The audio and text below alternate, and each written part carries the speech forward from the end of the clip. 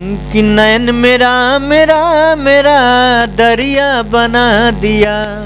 कि हम बड़ा निमन गाई खाली गनवे चोराई जवन मार्केट में हिट कइले बा। कौना के गाना हिट कइले बा कौना के गाना हिट कइले बा।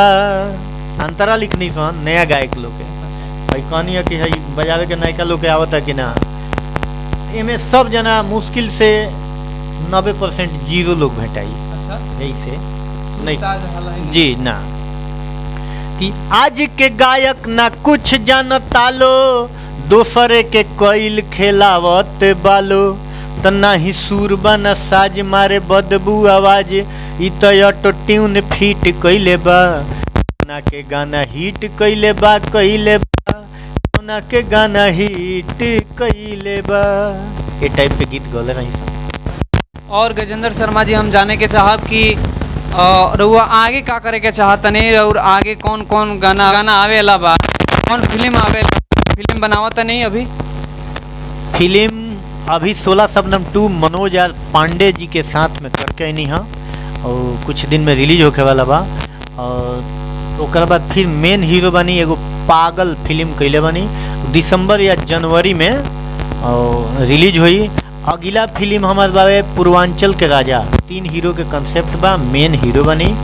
ओकर बाद फिर एगो पिक्चर करे जा रहा बनी दिहलक करेजवा में ठेस मेन हीरो बनी। ऐसा ही लगातार 2023 पूरा फुल बुक बनी पिक्चर से। चलिए हम दर्शक लोग के बता दें कि गजेंद्र जी 3 4 5 फिल्म करे जा रहा बने।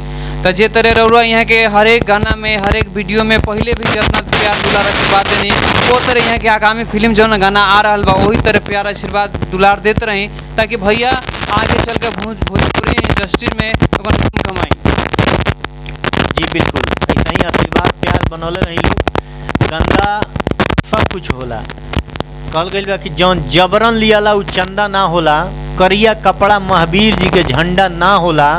और जौन भी गीत जौना तरीका से जेकरा समझ में आ जावे वो गीत कबो गंदा ना होला। वाह क्या बात है। अभी और गाना लोकगीत और अभी हमारे एगो सैड हमारा आपन official channel Gajendra Sharma official से रिलीज भइल बा बहुत शानदार बा।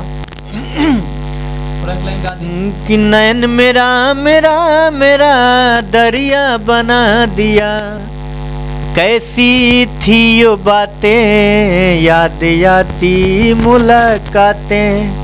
बाहों में तेरे सोया ख्वाबों में तेरे खोया। दूर होने का ये कैसा जरिया बना दिया।